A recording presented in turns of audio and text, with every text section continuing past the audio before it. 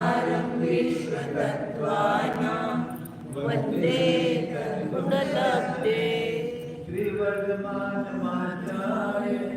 घाटी संघातिघातिन विद्यास्पदं प्रवक्ष्यामि तत्त्वात् श्लोकवार्तिकं पंचमूर्ति भगवान की श्रीवादी श्री मुरारीनाथ भगवान की परम पूज्य आचार्य श्री रोमा स्वामी जी महाराज की परम पूज्य आचार्य श्री विजय स्वामी जी महाराज की परम पूज्य आचार्य श्री शांति सागर जी महाराज की परम पूज्य आचार्य श्री सन्मति सागर जी महाराज की परम पूज्य आचार्य श्री अभिनंदन सागर जी महाराज की परम पूज्य आचार्य उदय श्री सुंदर सागर जी महाराज की उदय समंत भद्र स्वामी की जय। परम पूज्य आचार्य श्री शांति महाराज की जय।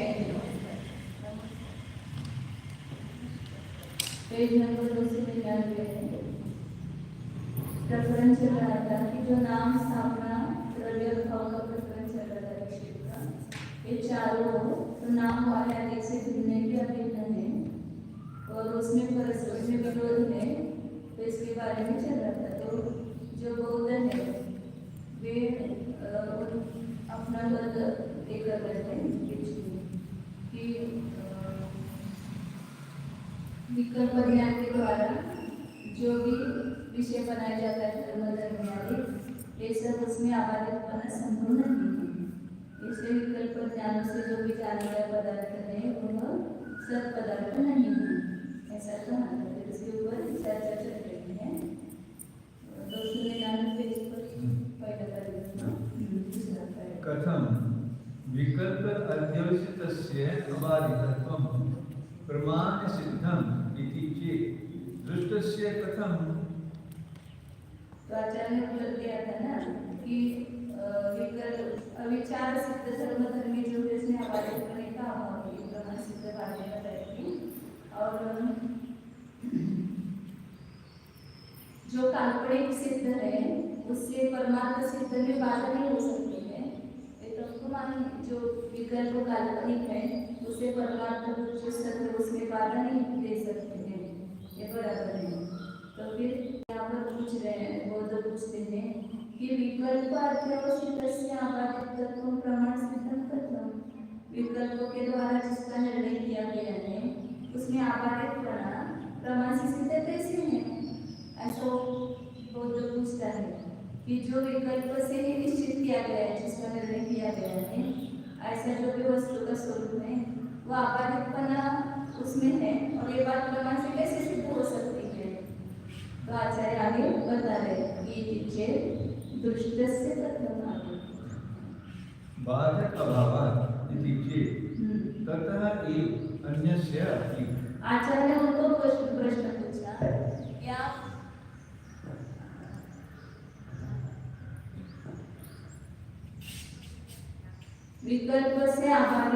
विकल्प से जिसका निर्णय किया गया उसमें आबादितपना कैसे, ऐसा प्रश्न उन्होंने किया था। तो आचार्य उनको प्रश्न पूछ रहे हैं कि जो दृष्ट में प्रत्यक्ष का विषय है उसमें आबादितपना कैसे प्रमाण से सिद्ध है?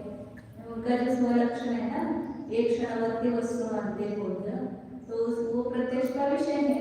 तो प्रत्यक्ष का विषय जो विषय है उसमें आबादितपना कैसे प्रमाण से सिद्ध है? ऐसा उल्टा प्रश्न पूछा।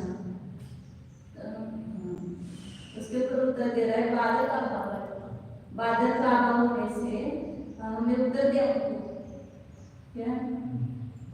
मैं उसके उत्तर दिया कि प्रत्यक्ष में प्रमाण सिद्ध कैसी है? तो बाधक का अभाव होने से उसमें प्रमाणपना सिद्ध है।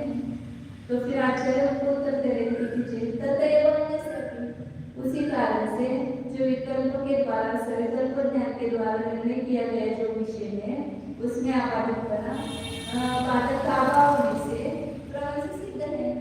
वही उत्तर है उसके लिए। नहीं दृष्टस्य एव सर्वत्र सर्वदा सर्वस्य सर्वथा बाधक अभावः निश्चेतुं शक्यः न पुनः अध्यवसितस्य इति ब्रुवाण स्वस्थः प्रतीति अपलापात्। जो प्रत्यक्ष का विषय है उसमें सभी जगह, सभी काल में, सभी वस्तु में सर्व प्रकार से बाधक का अभाव निश्चेतुम न शक्य हो। निश्चेतुम शक्य, उसका निर्णय करना शक्य है। और जो विकल्प से निर्णय है उसमें शक्य नहीं है, ऐसा बोलने वाला न स्वस्थ, वो स्वस्थ नहीं है। क्योंकि जो प्रत्यक्ष सामने दिखाई दे रहा है उसका वो प्राप्त कर रहा है। हम तो व्यवहार में देखते हैं, जो भी विकल्प से हम देख रहे, जान रहे हैं, निर्णय कर रहे, उसमें कोई बाधा नहीं है। मकान है, स्त्री है, पुत्र है, मित्र है, सबका निर्णय कर रहे हैं ना, उसमें कोई बाधा नहीं, क्या कुछ भी बाधा नहीं, प्रत्यक्ष से प्रतीति आ रही है। तो जो स्वलक्षण है तो कहीं पर भी सब जगह बाधक का अभाव ऐसा कहता है, और जो निर्णय किया गया है विकल्पों के द्वारा उसमें बाधक का अभाव नहीं है, ऐसा कह रहा है। ऐसा करने वाला वो स्वस्थ नहीं है, क्योंकि वो जो प्रतीति में आ रहा है उसकी का अपना कर रहा है, उसका विरोध कर रहा है। बहुत पूछते हैं कि विकल्प से निर्णय किया गया धर्म धर्मी का अबाधित बना प्रमाणों से सिद्ध है, यह आप बहनों ने कैसे जाना? कहिए।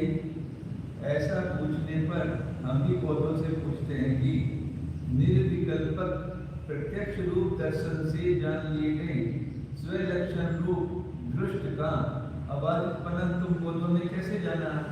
बताओ। दृश्य का अबाधितपना तो बाधक प्रमाणों के न होने से जान लिया गया है। यदि आप सोगत ऐसा कहोगे तो हम जैन भी कहते हैं कि इस बाधक अभाव होने से ही विकल्प से निर्णय किए गए दूसरे विकल्प का भी अबाधितपना जान लिया जाता है। बोध कहता है कि निर्विकल्प प्रत्यक्ष से देखे गए पदार्थ का ही सब स्थानों में, सब काल में, सब जीवों के सभी प्रकार से बाधक का अभाव निश्चय किया जा सकता है, किंतु फिर अध्यवसाय रूप ज्ञान से जाने गए विकल्प का बाधक अभाव निश्चित नहीं किया जा सकता है। जो कुछ बोलता नहीं उसके बारे में तो कोई बाधक नहीं है, और जो प्रत्यक्ष स्पष्ट ज्ञान म्हणजे उनका जो निर्विकल्प प्रत्यक्ष है वो तो माने का भी विषय नहीं है और सूक्ष्म है, लेकिन उसमें कोई बाधा नहीं सकता। और जो प्रत्यक्ष से अपने को विकल्प ज्ञान है उससे जो निर्णय किया जा रहा है उसमें तो बाधा का अभाव नहीं है सकते। तो ये उल्टा हो गया ना, जो प्रत्यक्ष से अपने को समझ में आ रहा है उसमें तो बाधा का अभाव नहीं, बाधक प्रमाण का अभाव का निर्णय नहीं किया जा रहा है, और उस लक्षण में तो बाधक का अभाव नहीं सके। आचार्य समझाते हैं कि इस प्रकार कह रहा बोध स्वस्थ नहीं है, उसकी सुधी बुद्धि मारी गई है, क्योंकि ऐसा मत का प्रयुक्त नियम करने से प्रमाण सिद्धि प्रतीतियों को छिपाना पड़ेगा। अर्थात सर्वदेश सर्वकाल सर्व व्यक्तियों को बाधक प्रमाण नहीं उत्पन्न होने से प्रत्यक्ष ज्ञान में जैसे प्रमाणता आ जाती है, तैसे ही सर्वत्र सर्वदा सबको बाधक प्रमाण का उदय न होने से विकल्प ज्ञान को भी प्रमाणता आ जाएगी। ऐसा ही लोक में प्रतीतियों से प्रसिद्ध हो रहा है। हाँ, जहाँ बाधक प्रमाण का उत्थान हो जाता है वह प्रत्यक्ष भी प्रमाण नहीं है और न विकल्प ज्ञान ही प्रमाण है। भ्रांत और अभ्रांत का विवेक तो सभी ज्ञानों में मानना आवश्यक है।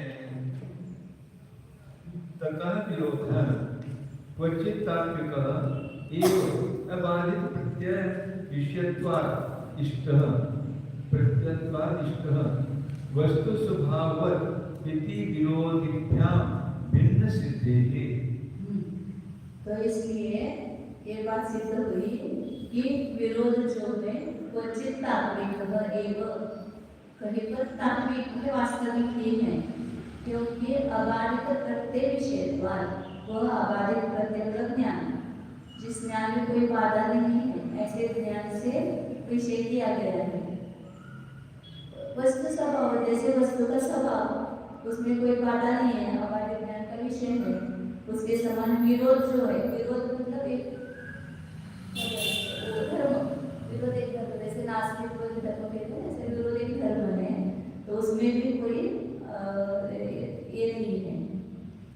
अबाधित प्रत्यय का ज्ञान होने से वो वास्तविक है, विरोध भी।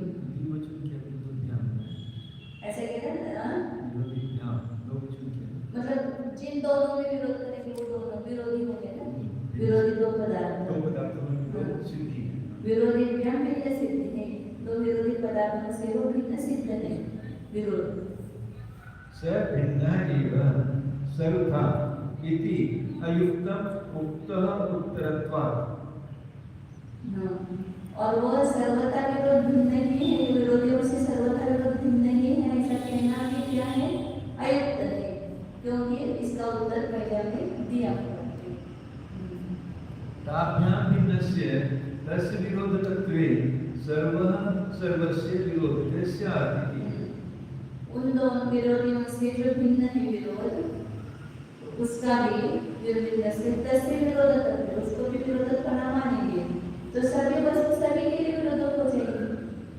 भिन्न होते हुए यदि विरोध कर रहा है, अब मेरा और इसका कुछ भी संबंध नहीं, अरे मुझे विरोध कर रहा है, तो सभी वस्तु सभी को विरोध करेगी, कोई किसी का निषेध नहीं होगा, कोई भी वस्तु किसी का भी विरोध करने लग जाएंगे। इस कारण सिद्ध हुआ कि किन्हीं विशिष्ट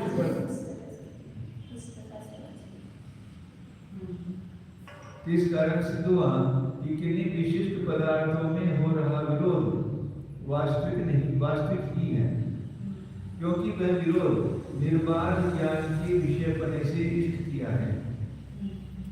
जैसे कि वस्तुओं के स्वभाव परमार्थ भूत हैं, अर्थात जैसे अग्नि आदि की उष्णत्व, वाचकत्व, दाहकत्व आदि स्वभाव वास्तविक हैं, क्योंकि ये कार्य को कर रहे हैं। ऐसे ही अग्नि और जल में या विकार और आतप के बीच में पड़ा हुआ विरोध परिणाम भी वास्तविक है, कल्पित नहीं। चींटियों को रोकने के लिए लड्डुओं से भरे हुए पात्र के चारों ओर पानी कर दिया। ऐसी दशा में 2-4 मोट चींटियां तो आकर लौट जाती हैं, किंतु हजारों चींटियां तो आती ही नहीं है, क्योंकि लड्डुओं का परिणाम ही न्यारा हो गया है। पानी होने से ब्लैक हो गए, चींटी लगते हैं तो ऐसा करते हैं ना, टोकरी में पानी करते फिर बीच में डिब्बा देते हैं, तो चींटी आती नहीं, पानी चींटी से बचने के लिए ऐसा करते हैं। जो लड्डू प्रथम पानी से बाहर थे और वे ही पानी से भरे पात्र के भीतर आरक्षित कर दिए गए। परिस्थिति के परावर्तन से उन लड्डुओं का परिणाम ही परावर्तित हो गया है। उसी बदले हुए परिणाम का अपनी इंद्रियों से मति ज्ञान और तज्जन शुद्ध ज्ञान कर अनेक चीजों लड्डुओं के निकट आने का परिश्रम नहीं करती हैं। प्रबल शत्रु से मैदान में घेर लिए गए राजा की अपेक्षा खाई करके वेष्टित हो रहे किले में सुरक्षित बैठे हुए नृप की परिणति कुछ तो निर्भय है ही। मैदान में बैठे तो थोड़ा पहले रहता है, लेकिन वो पहले जमाने में ऐसा रहता था ना, खाई बाहर उसके लिए अंदर बाहर खाई फिर खंडर कैसे होता है पर कोटा। हाँ, तो उसमें फर्क हो गया ना बीच में विरोध।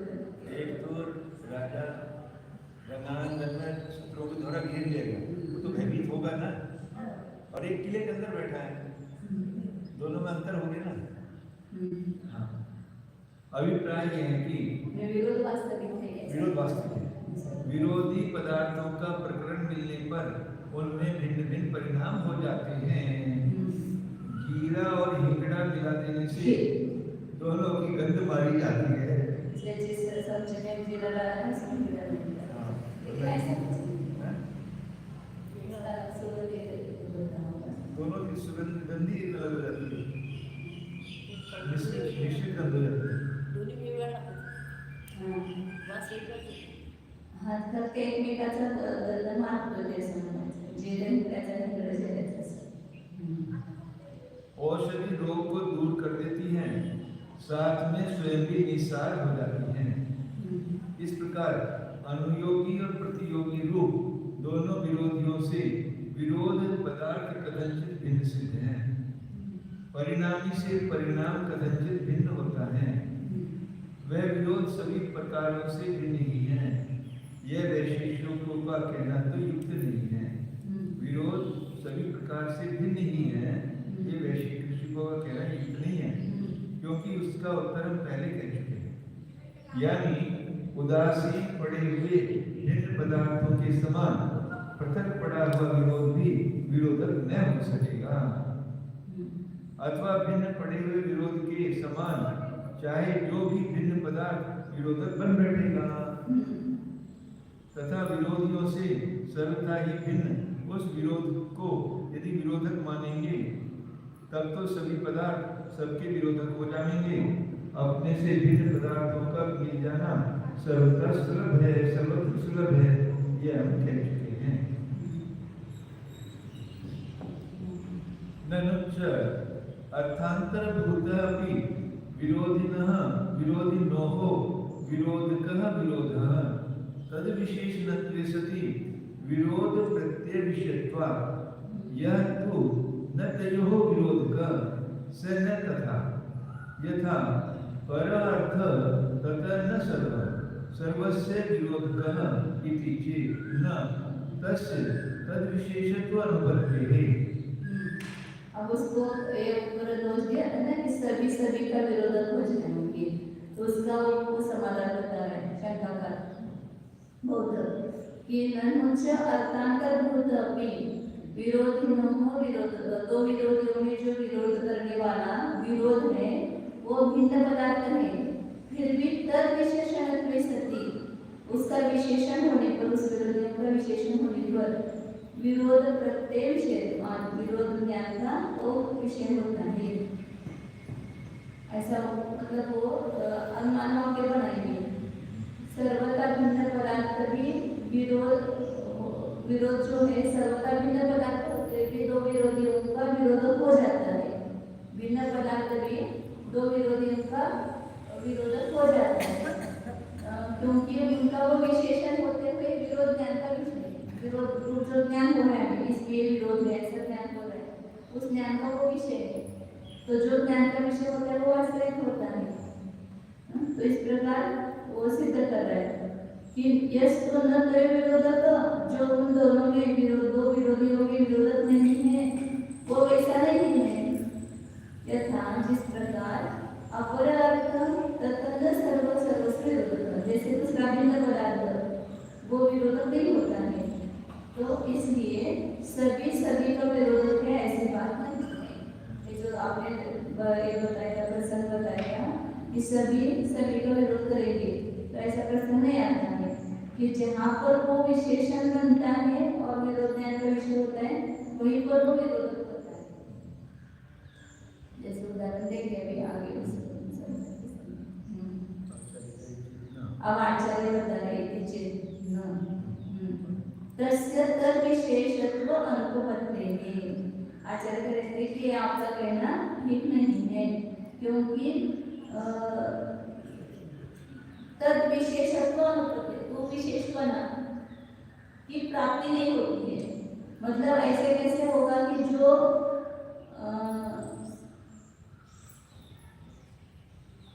तद विशेषत्व अनुपत्ति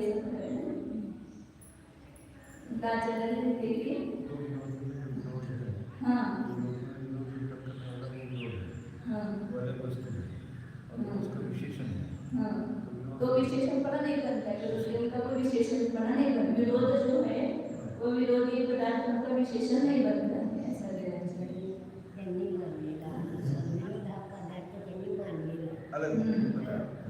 गुण मान बैठे विरोध एक गुण मान वैशेषिक को, हाँ उसका वो विशेषण पढ़ा नहीं बनता है। विशेषण पढ़ा तो चाहिए, विशेषण को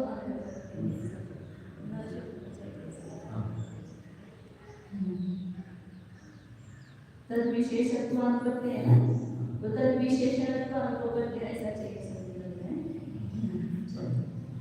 विरोध ही भाव सच अतुच्छ स्वभाव यदि शीतोष्ण द्रव्ययोः विशेषणं तदा सकृत तयोः अदर्शनात् आपत्ति।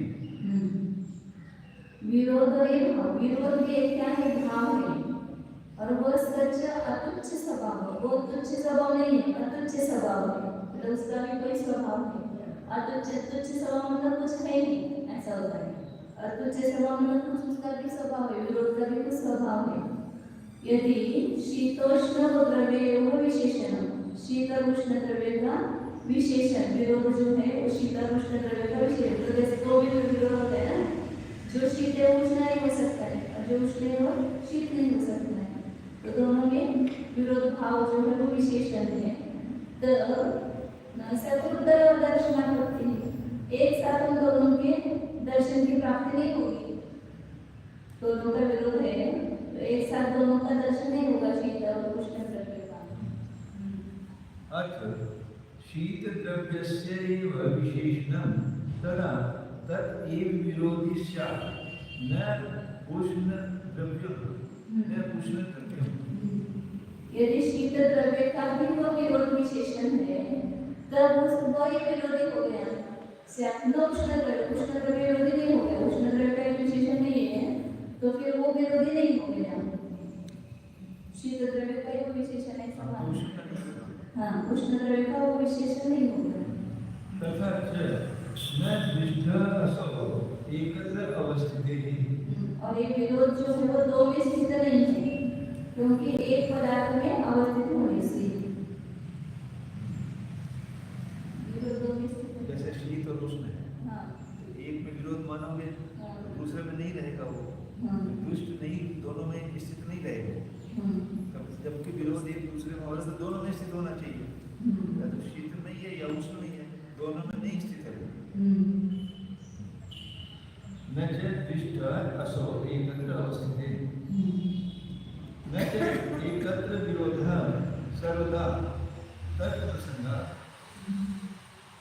और एक ही वस्तु में विरोध है ऐसा कहना ठीक नहीं है, क्योंकि सर्वदा उसमें विरोध रहने का प्रसंग आएगा।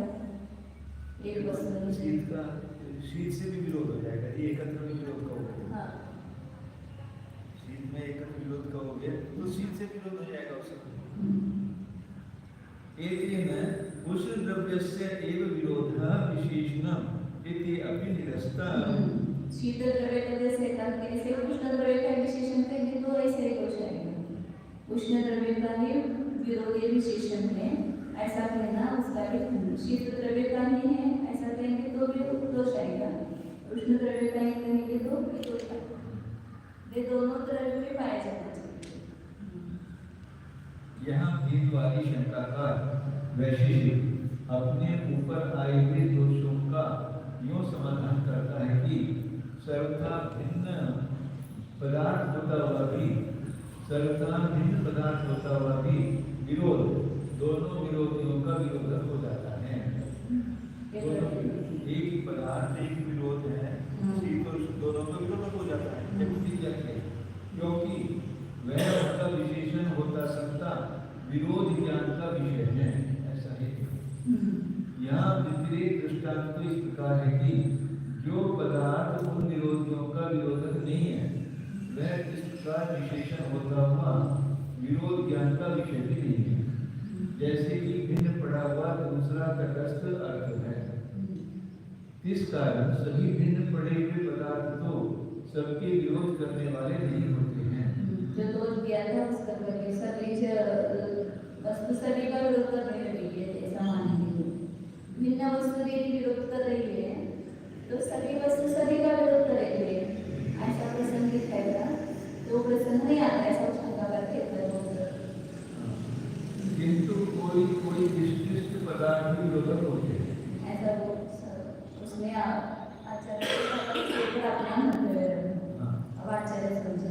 आचार्य समझाते हैं कि यह तो वैशेषिकों को नहीं कहना चाहिए, क्योंकि हेतु का अंश पक्ष में नहीं रहता है। शीत और उष्ण का विरोध प्रसिद्ध है, उस विरोध को उन विरोधियों का विशेषण बना नहीं बनता है, कारण कि वैशेषिकों के यहाँ भाव और अभाव दो पदार्थ माने गए, आधार का कार्य का आदि धर्मों से रहित होने के कारण अभाव पदार्थ तुच्छ है। अभाव पदार्थ मानते लेकिन उसको कुछ भी नहीं है, ऐसा तुच्छ तुच्छ मानते, तुच्छ अभाव मानते। और भाव पदार्थ स्वभाव से सही होने के कारण न तुच्छ है। विरोध को आपने भाव पदार्थ माना है और वह कार्यता कारकता आदि धर्मों से सही होने के कारण अतुच्छ स्वरूप है। ऐसा विरोध यदि शीत और उष्ण द्रव्य रूप विरोधियों का विशेषण माना जा रहा है, तब तो एक समय में उन दोनों के न दिखने का प्रसंग होगा। यदि विरोध है तो दोनों में से एक भी दिखाई नहीं देगा। मतलब ये विरोध इसके वो धर्म माने ना कार्यता कारकता के धर्म से सही होने के कारण अच्छे से को ना विरोध पदार्थ है। ऐसा विरोध यदि शीत और उष्ण द्रव्य विरोध का विशेषण माना जा रहा है तो एक समय में दोनों के न दिखने का प्रसंग होगा। दोनों भी नहीं दिखेंगे। दोनों में रहने वाला कार्यकारी विरोध तो युगपत दोनों का नाश कर देगा। सुंदोप सुंदे न्याय से या शुकर सिंह न्याय से दोनों लड़ पड़ेंगे। जब आधार ही नष्ट हो गए, ऐसी दशा में वह विरोध विशेषण होकर बना कहाँ रहेगा। अब यदि वैशेषिक एक और रहते हुए विरोध को शीत द्रव्य का विशेषण माने तो वह शीत द्रव्य तो बना रहेगा, किंतु उस द्रव्य नष्ट हो जाएगा। और किस प्रकार तो वह शीत द्रव्य ही विरोधक हुआ, उस द्रव्य शीत का विरोधक नहीं हो सकेगा। जो विरुद्ध है वह भला विरोधक कैसे हो सकता है। सिंह को हरि नहीं मार डालते हैं तथा कैसा होने पर तो एक में स्थित रहने के कारण वह विरोध पदार्थ तो में रहने वाला नहीं कहा जा सकेगा। और एक भी ठहरने वाला तो विरोध नहीं हो सकता है, एक भी ठहरने वाला तो विरोध नहीं हो सकता। अन्यथा सबका सदा ही वह विरोध होते रहने का प्रसंग होगा। अकेले अपने स्वरूप को लिए हुए पदार्थ सदा विद्यमान रहते ही हैं। वस्तुतः पृथक विरोध विभाग द्वित्व संयोग आदि ना भाव दो आदि पदार्थों में ही रहते हुए माने गए हैं, अकेले में नहीं। विरोध जब भी होगा तो अधिक पदार्थों में होगा, एक में क्या विरोध होगा। वस्तुतः इस उक्त कथन करके वह विरोध उस द्रव्य का ही विशेषण है, यह भी खंडित कर दिया गया, समझ लेना चाहिए। यह उस द्रव्य का विशेषण होने से विरोधक उस द्रव्य को शीत द्रव्य को नष्ट कर देगा, किंतु शीत द्रव्य अपने विरोध न होने के कारण उस द्रव्य का नाश नहीं कर सकता तथा अकेले उस द्रव्य में रहने वाला विरोध बन भी तो नहीं सकता है। इस प्रकार वैशेषिकों के से कहे गए अनुमान के हेतु का सत्य तदल सिद्ध नहीं हो सका, ये तो असिद्ध हेत्वाभास है। यदि पुनः कर्मस्थ क्रियापेक्षया विरुध्यमानत्व विरोधः सैसी द्रव्यस्य विशेषणं कर्तृस्थ क्रियापेक्षया विरोधः स उस द्रव्यस्य। इस प्रकार विशेषण को उनके प्रेरणा अनुमान के हेतु का सत्यंत सिद्ध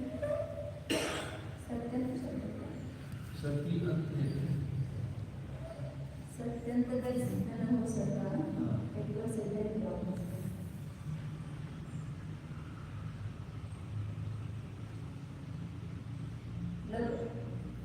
हेतु का जो पूरा है वो विरोधी पदार्थ का विशेषण हो जाता है, वो पूरा सिद्ध न हो सकता।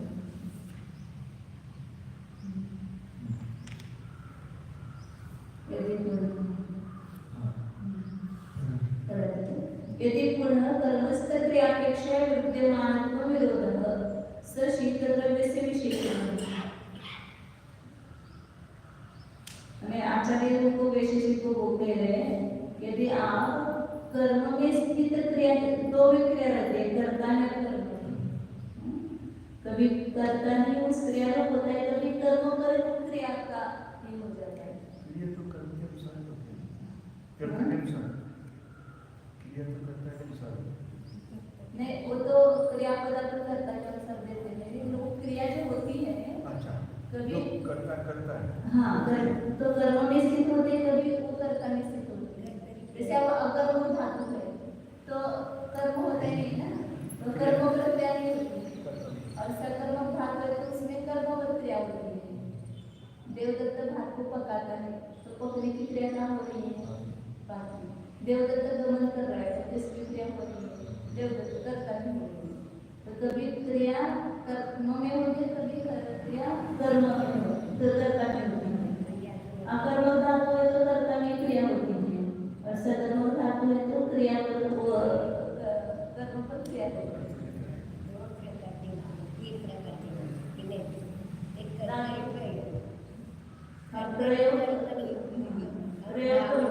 धातु तीन प्रकारचे आहेत।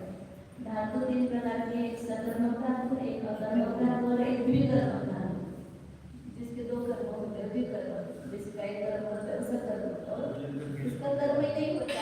जैसे बालक हंसता है, हंसना क्रिया किस पर हुई?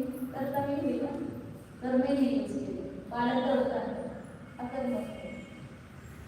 लेकिन बाई रसोई बनाती है तो रसोई पर बनाने की क्रिया हो गई, तो कर्म हो गए। कर्म नहीं सकर्मक धातु प्रयोग एक ही अपने सकर्मक धातु का प्रयोग दोनों कर सकते हैं, कर्तव्य भी कर सकता है, कर्म भी कर सकता है। लेकिन यहाँ धातु ही दो प्रकार के होते हैं, सकर्मक धातु और एक अकर्मक धातु।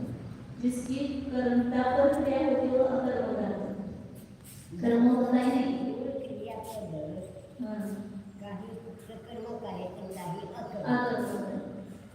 सकर्मक उसको कहते हैं जिसको कर्म है, और जिसको कर्म ही नहीं वो उसको अकर्मक कहते हैं। जैसे आपने कहा दौड़ना है, गमन करना है, हंसना है, रोना है, या भूखना है, रहना, तो उसको कोई कर्म नहीं, उसको अकर्मक कहते हैं।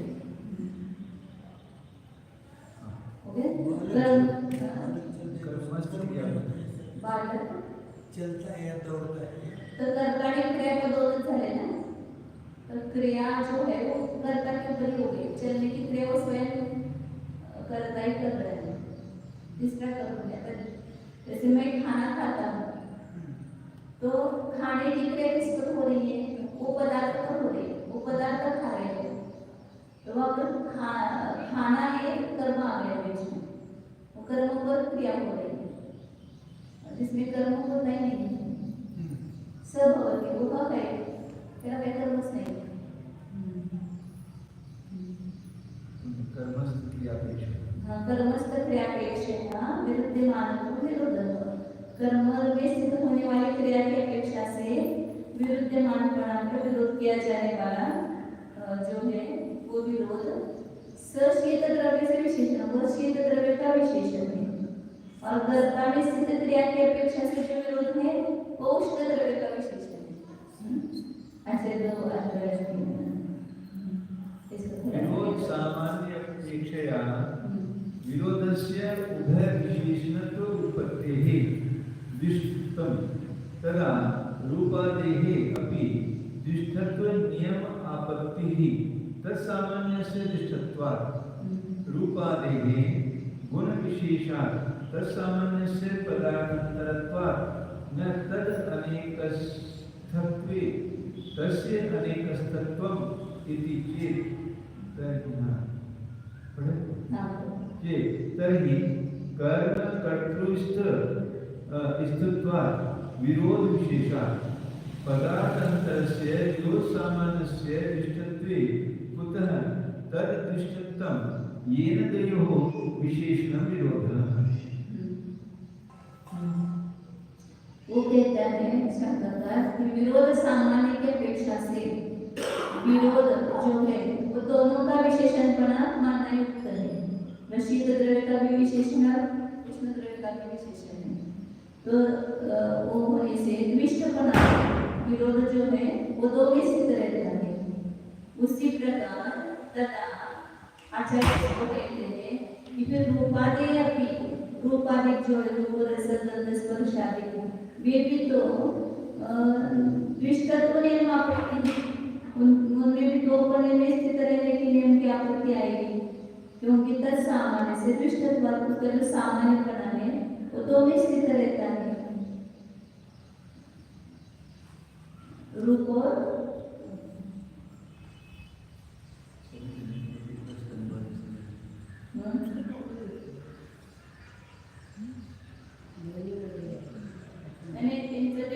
वैशेषिकों की दृष्टि से अपने को विचार करना होगा। वो क्या मानते हैं? द्रव्य अलग मानते हैं, गुण अलग मानते हैं, विरोध को एक गुण मानते हैं। और यहाँ पर जो गुण है वो दोनों में रहता है, सकता दोनों स्थित रहता है, दो विरोधों में स्थित रहता है। तो उस पर आचार्य आपत्ति दे रहे हैं कि रूपादि जो सामान्य है उसको भी तो में स्थित रहने का प्रसंग आएगा, क्योंकि वहाँ पर भी रूप विशेष और रूप सामान्य ऐसे दो है। तो दो उसको भी रूपादि को भी दो में स्थित होना, सामान्य विशेष दोनों में स्थित होने पर मानने का प्रसंग आएगा। क्योंकि रूपादि है गुण विशेष, रूपादि क्या है? गुण विशेष है। और 10 सामान्य से पदार्थांतर, तो उसका जो सामान्य पदार्थ को अलग मानते हैं, गुण को अलग मानते हैं, सामान्य को अलग मानते हैं। तो रूपादि गुण विशेष होने से और उसका जो सामान्य है वो भिन्न पदार्थ होने से न तस्य अनेकस्तत्त्वमिति, इसलिए वो अनेक में स्थित होने से उसका अनेक में स्थित होना नहीं होता है, ऐसा यदि वो शंका पर कहता है तो आचार्य उसको उत्तर देते हैं। कर्मस्थ विरोध विशेषा, कर्म में रहने वाला विरोध और कर्ता में रहने वाला विरोध, इसमें विशेष होने से पदार्थांतर से विरोध सामान्य से दृष्टत्व, दूसरा पदार्थ भिन्न पदार्थ को विरोध सामान्य, एक विरोध विशेष और एक विरोध सामान्य, इसका द्विष्टत्व उत्तर दृष्टत्व, उसका दृष्टपणा होने से उसका दृष्टपणा कैसे होगा कि जिससे वो दोनों का विशेषण होने में विरोध आएगा। मतलब उनका कहना है कि रूप आदि रूप विशेष और सामान्य, एक पदार्थ के दो पदार्थ है तो उनकी दृष्टि से तो है ना, रूप एक गुण मानते हैं विशेष गुण, और वो सामान्य एक अलग पदार्थ मानते हैं, और वो दोनों में स्थित है ऐसा मानेंगे। तो फिर जो भिन्न पदार्थ सामान्य जो भिन्न पदार्थ है उसमें दृष्टिपणा कैसे होगा? एक विरोध है तो एक में रहेगा कि दोनों में रहेगा वो विरोध, एक में रहेगा कि दूसरे को नाश करते रहो, अभी कह रहे कि दोनों में अलग अलग रहेगा, दुष्टत्व है ना, तो दो पदार्थ दोनों में विरोध अलग अलग रूप से रहेगा, दो विरोध हो जाएगा। एक तरह वो विशेष और सामान्य से दो अलग रहेगा, तो एक विरोध विशेष और एक विरोध सामान्य, जैसे रूप विशेष और रूप सामान्य। रूप विशेष क्या हो गया? काला पीला गोरा, ये सब अलग अलग रूप विशेष हो गया, और उसमें रहने वाला रूपत्व है वो सामान्य है, सभी में रूपत्व रहता है, लेकिन उसको अलग पदार्थ मानते हैं। वैशेषिक लोग क्या है? वो रूपत्व सामान्य को अलग भिन्न पदार्थ मानते हैं, रूप विशेष को अलग पदार्थ मानते हैं।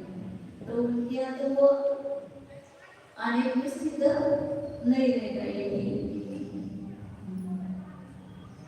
फिर आप वैशेषिक यदि योग करें कि सकर्मक धातु की क्रिया कर्ता में रहती है और कर्म में भी रहती है, जैसे देवदत्त भात को पकाता है, यहाँ पच धातु का वाच्य अर्थ पचन क्रिया देवदत्त में रहती है और भात में भी रहती है, दोनों में ऐसे ही जैसे सकर्मक धातु है ना, उससे दोनों में देवदत्त पकाने का काम कर रहा है और पकने का काम उस चावल में हो रहा है, तो दोनों में हो रहा है। वैसे ही शीत द्रव्य का उष्ण द्रव्य विरोध करता है, यहाँ कर्म में स्थित हो रही क्रिया की अपेक्षा से विरोधी जा रही शीत द्रव्य का विरोध आ गया पर रूप, विरोध आ गया पर रूप विरोध है, विरोध आ गया जिसका विरोध किया गया है ऐसा विरोध है, वह शीत द्रव्य रूप कर्म का विशेषण है और कर्ता में ठहरी हुई क्रिया की अपेक्षा से विरोध करने वाले उस द्रव्य का विरोधकपना रूप विरोध है, वह उस द्रव्य का विशेषण है। एक विरोध किया जा रहा है, सब शीत द्रव्य है उसका विरोध किया जा रहा है, इसके द्वारा उष्ण द्रव्य के द्वारा उसका विरोध किया जा रहा है। एक हो गया विरोध और एक हो गया विरोधी, विरोध किया जाता है ऐसा। तो शीत द्रव्य को तो बनाया विरोधाध्यापक और उष्ण द्रव्य को बनाया विरोधक, उसका विरोध करने वाला। तो वो दोनों क्रिया कर्ता की अपेक्षा से शीत द्रव्य में रहने वाला जो विरोध है वो कर्म का विशेषण है, ऐसा है, क्योंकि विरोधाचार रहा है और उष्ण द्रव्य विरोध कर रहा है, तो वो कर्ता में स्थित क्रिया में वो विशेषण यूज किए हैं। ऐसा उनके दिमाग से सोचना पड़ेगा तो समझिए। बौद्ध के दिमाग में, वैशेषिक के दिमाग से, वैशेषिक जो है वो ऐसा विरोध, हाँ, गुण को अलग सामान्य को अलग मानते हैं। तथा विरोध सामान्य की अपेक्षा से वह विरोध शीत द्रव्य और उष्ण द्रव्य इन दोनों का विशेषण हुआ बन जाता है। अतः विरोध को दो आदि में रहना अपना भी सिद्ध हो गया। अब आचार्य कहते हैं कि तब तो रूप रस आदि को भी दो में रहनेपन के नियम का प्रसंग होगा, क्योंकि रूप आदि के सामान्य को भी दो में रहना बन जाएगा। यानी व्यक्ति स्वरूप गुण भले ही एक द्रव्य में रहता है, किंतु रूप का सामान्य रूपत्व तो अनेकों में रहता हुआ अनेक का विशेषण बन जाएगा। रूप से रूप सामान्य भिन्न तो नहीं है माना गया है।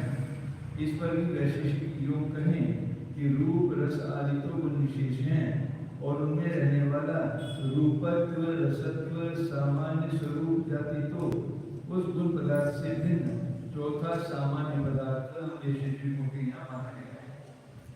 अतः न्याय सामान्यों के अनेक में स्थित रहने पर भी उन रूप रस आदि गुणों को अनेक में स्थित रहने का प्रसंग नहीं होगा।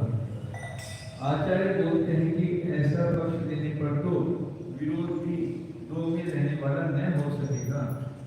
कर्म में और कर्ता में ठहरे हुए व्यक्ति स्वरूप विशेष विरोध से भिन्न पदार्थ स्वरूप विरोध सामान्य विरोधत्व के दो में ठहरते हुए भी उस विरोध विशेष का दो में ठहरना बना भला कैसे माना जा सकता है? सामान्य तो दो या में ठहरता है, जो ये विशेष है वो दो में कैसे ठहरेगा? विरोधात्मक विशेष बोलना, जिससे कि विरोध भाव दोनों का विशेषण हो सके। अर्थात विरोधत्व जाति भले ही दोनों विरुद्ध विरोधक स्वरूप कर्ता कर्म में या दोनों में रहने वाले दोनों विरोध में ठहर जाए, किंतु विरोध तो रूप रस आदि के समान दो में ठहरने वाला विशेषण नहीं हो सकता है।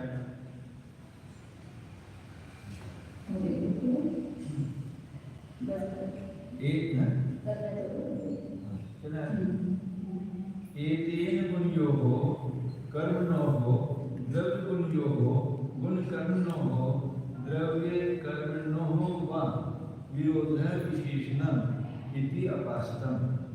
विरोधस्य गुणत्वे गुणादौ असंभवाच्च। इसी प्रकार से दो गुणों में रहने वाला विरोध विशेषण या दो कर्मों में रहने वाला विरोध विशेषण या द्रव्य गुण में रहने वाला या इस अलग अलग पदार्थ माने हुए द्रव्य गुण कर्म सामान्य विशेषण या द्रव्य कर्म में रहने वाला विरोध विशेषण, इन सब का खंडन कर दिया, क्योंकि विरोध से गुणत्वे गुणादौ असंभवाच्च। विरोध को गुण बना मानने पर गुणादिक में असंभव बना दिया, गुणादिक संभव ही नहीं होगी। विरोध को गुण माना तो गुणादिक की संभव नहीं, गुणादिक की संभव नहीं होगी। गुण से गुण ही है ना, गुण से गुण भी अलग होते हैं। ये सब तो गलत है। इस कथन से वैशेषिकों के इस मंतव्य का भी खंडन हो गया कि शीत स्पर्श और उष्ण स्पर्श इन दो गुणों में या सुगंध दुर्गंध आदि दो गुणों में रहने वाला विरोध दोनों का विशेषण है। तथा उत्क्षेपण और अवक्षेपण या आत्मोच्चन या प्रसारण अथवा भ्रमण और एक दिग्गमन आदि दो कर्मों यानी क्रियाओं में रहता हुआ विरोध उनका विशेषण है। मतलब ये कर्म 5 भेद माने हैं हाँ वैशेषिकों ने।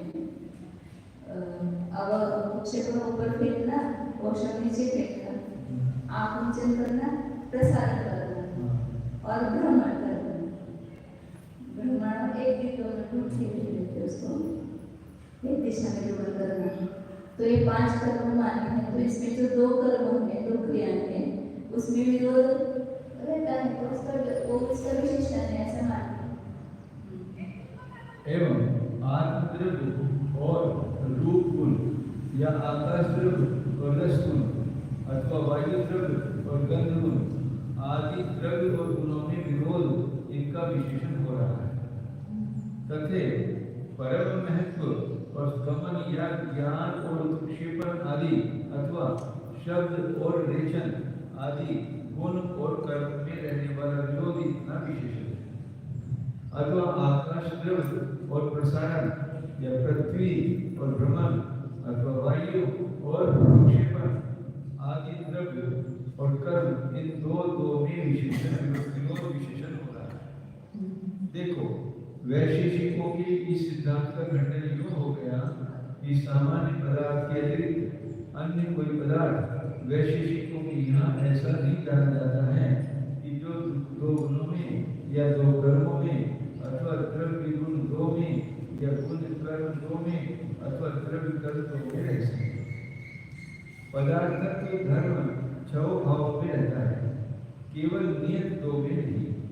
हाँ, गुणत्व, कर्मत्व और सत्ता जातियां ऐसी हैं जो कि 2 गुण में 2 आदि में रहती हैं, किंतु ये जातियां भी संपूर्ण गुण या द्रव्य गुण कर्म इनका अवसरों संहार करके रहती है। नियत गुण या परिमित कर्मों में नहीं ठहरती है। नियत 2 ही में रहने वाली कोई पर अपर जाति वैशेषिकों ने नहीं मानी। दूसरी बात यह है कि इस प्रकरण में विरोध को जाति रूप स्वीकार करना भी अच्छा नहीं पड़ेगा। जाति का कार्य 2 में से 1 का नाश कर देना नहीं है। जननी के समान जाति तो मित्रता को पुष्ट करती है, शत्रु भाव को नहीं। तथा जाति की अपेक्षा से रूप रस आदि को भी दुष्ट करने के नियम का प्रसंग होगा, ये हम कहते हैं। तीसरी बात यह भी है कि आप वैशेषिकों ने विरोध को पृथक्व विभाग के रूप स्वतंत्र गुण पदार्थ माना है। गुणादि ही निर्गुण क्रिया है। संपूर्ण गुण निर्गुण होते हैं, यानी गुण में गुण नहीं होता है। ऐसा वो भी मानते हैं। पर मानते हैं गुण तो भी ऐसा मानते हैं कि गुण में विरोध एक गुण है तो वो गुण दूसरे गुण में नहीं रहते। कर्म आदि में भी गुण नहीं ठहरता है, गुण तो द्रव्य में ही रहते हैं। अतः 2 गुणों में या 2 कर्मों में कोई विरोध स्वरूप गुण नहीं रह सकता है।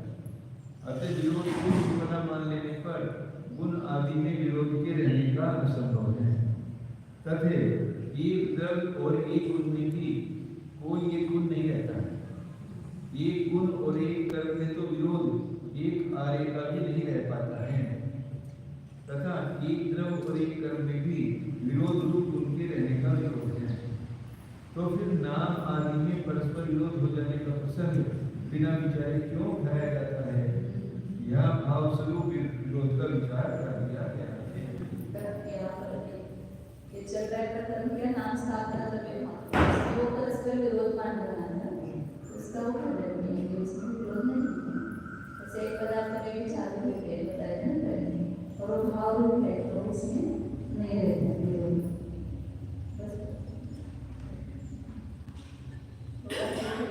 समाप्त हो जाएगा फिर आगे आगे 2 दिन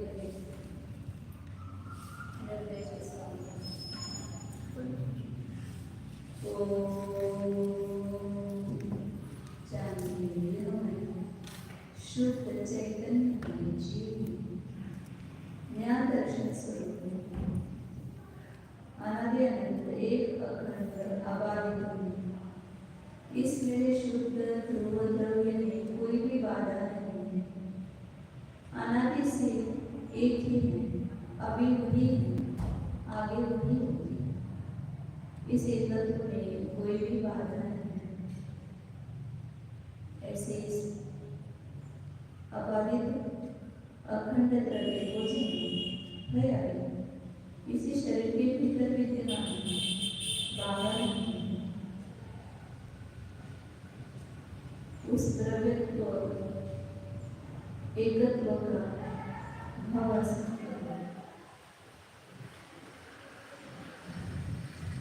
शुद्ध चैतन्य सत्ता स्वरूप